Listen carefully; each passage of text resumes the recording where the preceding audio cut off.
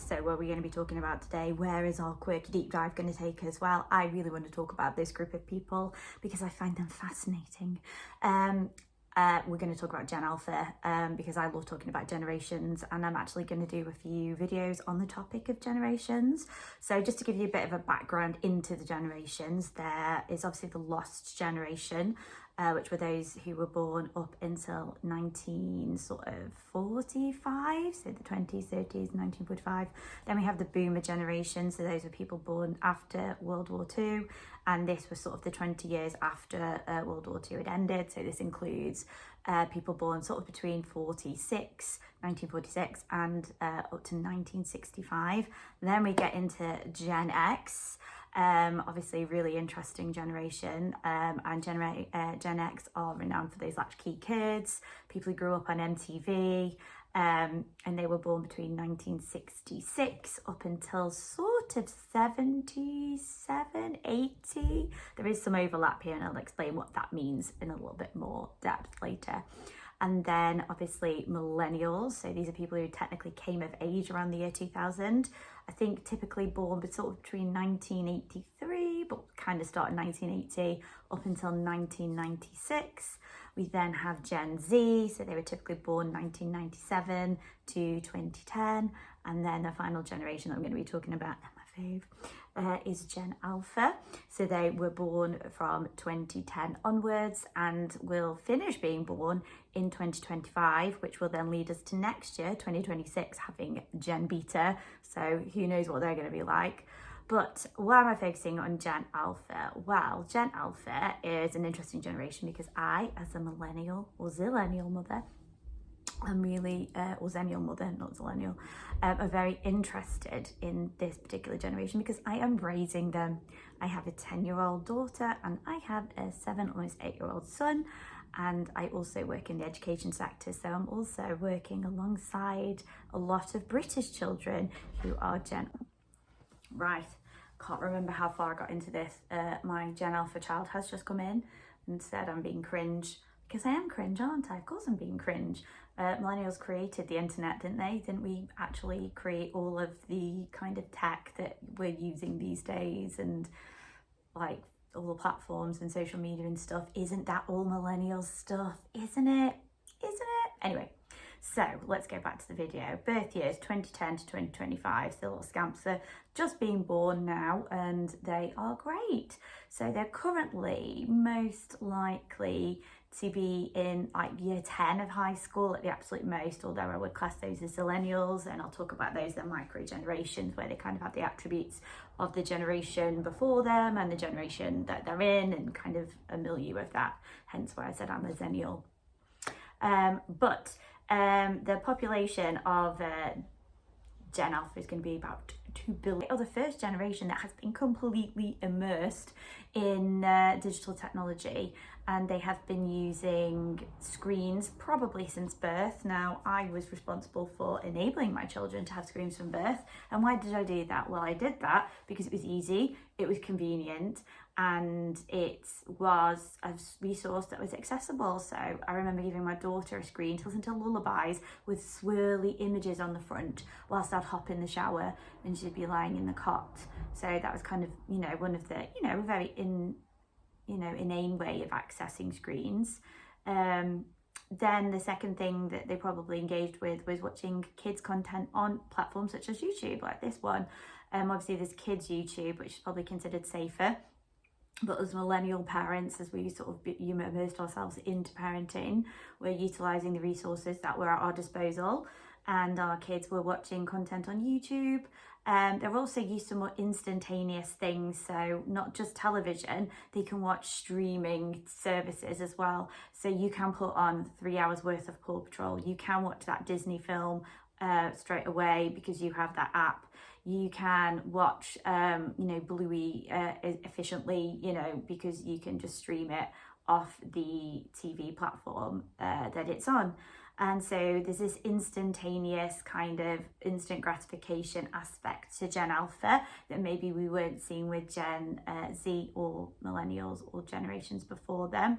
They've also grown up in a world of iPads, Kindle Fires. They've grown up in a world of Google and Alexas and that kind of software in the house. And from 2019, TikTok has been part of the, obviously I always think of TikTok as a Gen Z kind of thing, but Gen Alpha is certainly embracing it.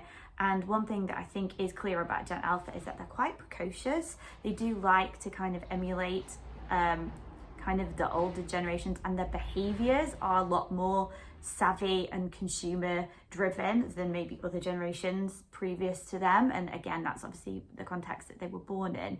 However, as a little subtext to this, I actually think that they are less mature, and I'll deep dive into that into a little bit. So obviously that whole digital world that they've grown up with, they've got AI coming in now, so they're obviously going to be using ChatGPT to write all their work. This obviously has a knock-on effect. I don't think that Gen Alpha can cope with being patient. I don't think they're very good at navigating tasks that are time-consuming and require boredom or processing or critical thinking. There's skills that maybe have been swept aside because of this instant gratification. They're also aware of they're hyper-personalised. Everything is for them, isn't it? They can select and retrieve what they want from social media. They can pick and choose things. They can align themselves with things that they really want. There isn't that having to kind of just go with something because that's all that's available, which maybe generations previous have had. And also there's this ability to have a lot of instant feedback. Typically they're going to be part of smaller families, so they're going to be more likely to have maybe a sibling or maybe, mum and dad, but those dynamics might be different. There'll be maybe same-sex parents or more like liberal or varied parenting, so that traditional norm might not necessarily be the same as maybe it was 20, 30, 40 years ago. There's also a lot more parental investment. We are hyper, and I can speak as a Gen Alpha parent, more concerned with making sure that our children are really engaged in interesting hobbies, and we really want to talk to them and we communicate with them. We try and problem solve. We kind of keep in mental health at the forefront. There's a lot more about the world that maybe other generations didn't have access to. So we talk a lot more about climate change. We talk a lot more about LGBTQ plus rights, maybe what's going on in the world politically.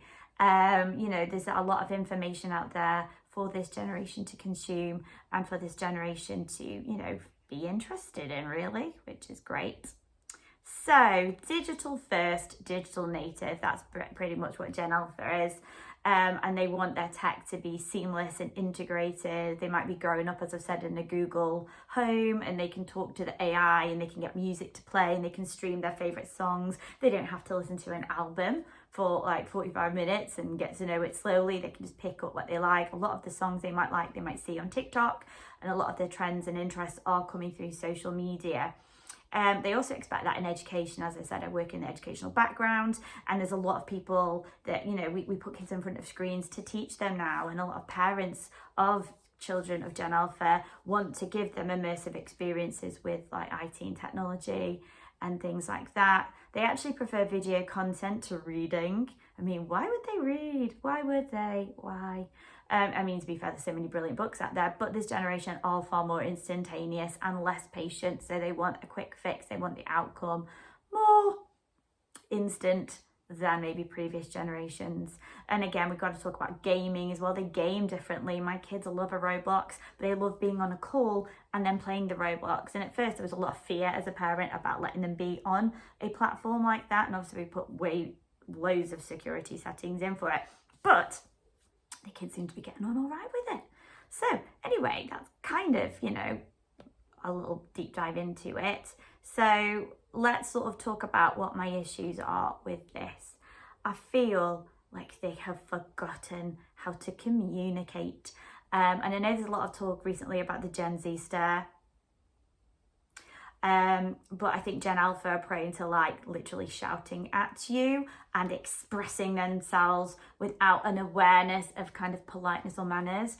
They're not always able to regulate themselves emotionally. So I see this a lot in the classroom.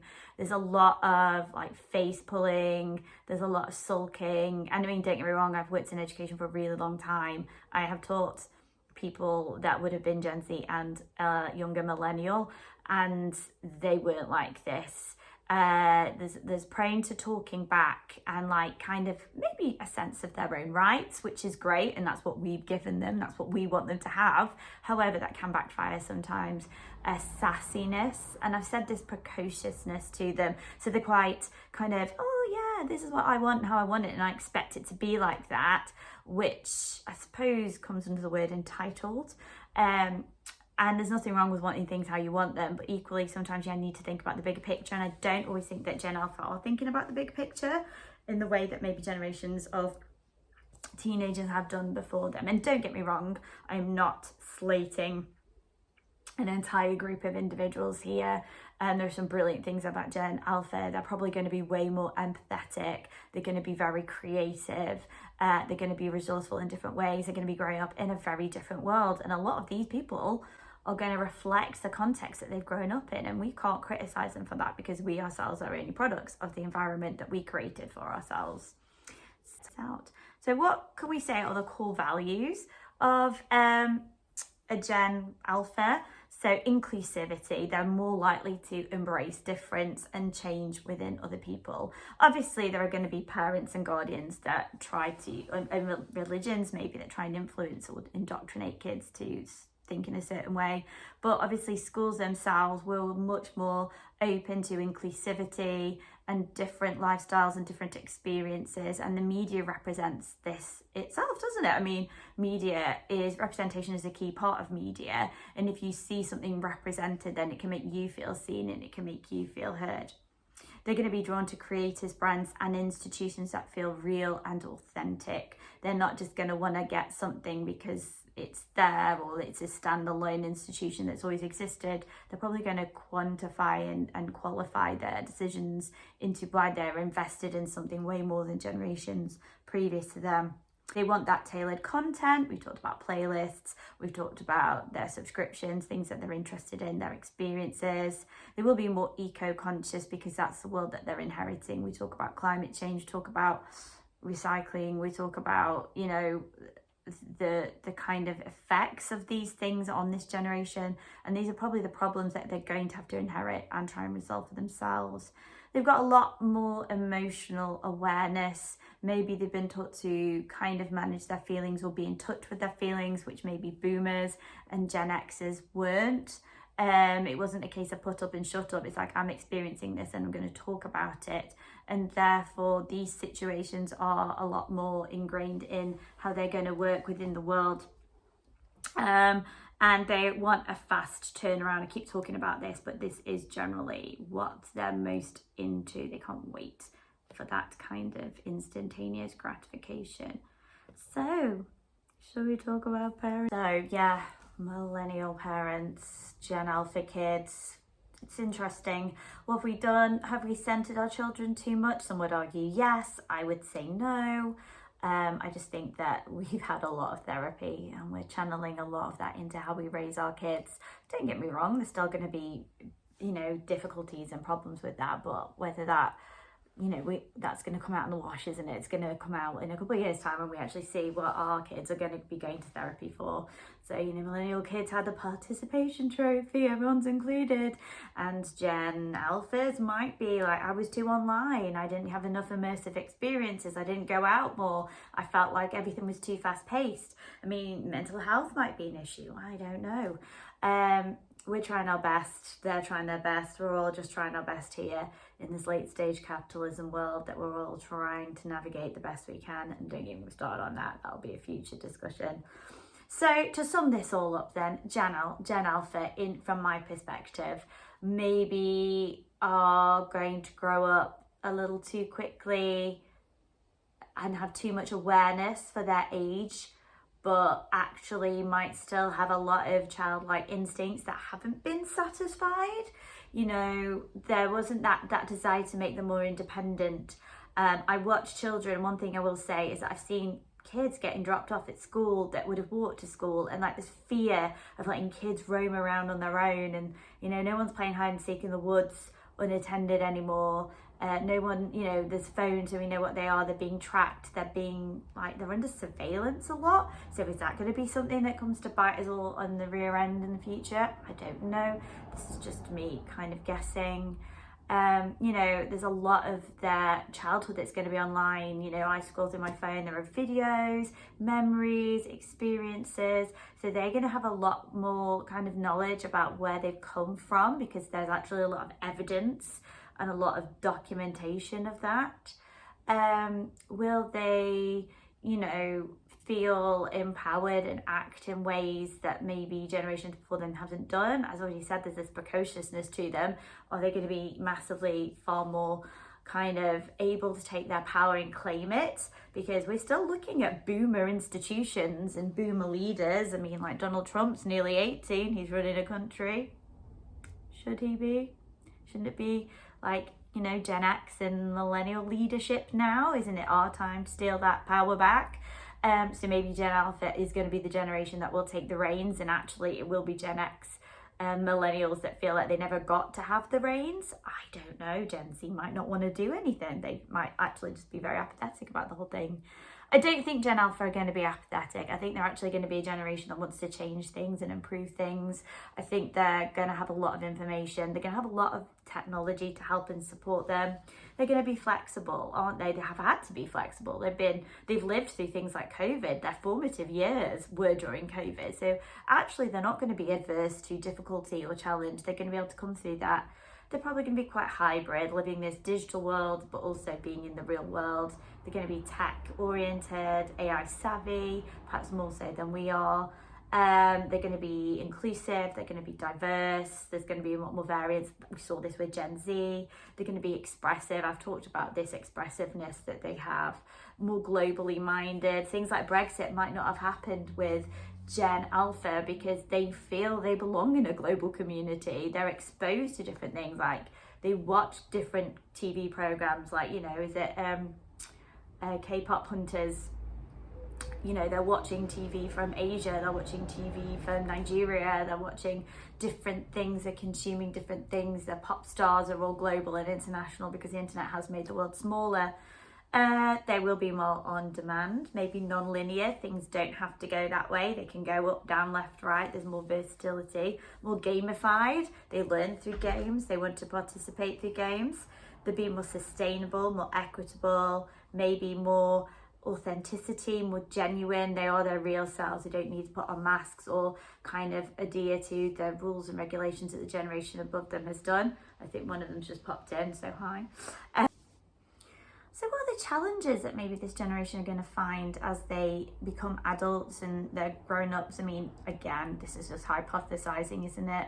But mental health, isn't that increasingly becoming a problem? Like, I suppose it's a bit like chicken and the egg. What came first? Is it that our knowledge and understanding and our accessibility to understanding mental health has made us more aware of our mental health? It's made us all realize we have mental health issues.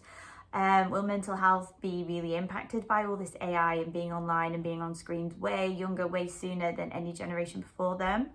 Digital overwhelm, will we be exhausted? Will there be a mass movement in 10, 15 years time? Which I sometimes wonder, is that already here? Because I feel a bit like this, of like not wanting to be on screens and not wanting to play games or read, that maybe want to consume things. Will we get like a print renaissance? Maybe we'll get some kind of, I can hear my daughter singing in the background. And maybe we will not trust our institutions as much. I talked about that power shift, haven't I? Will, you know, Gen Alpha actually make these institutions more honourable and more likeable and more kind of discerning? I don't know. Either way, this has been my little quirky mental deep dive. I hope you like it. I hope to do more of these. And it's really been interesting for me to share these thoughts with you. So I look forward to seeing you next time. Bye bye.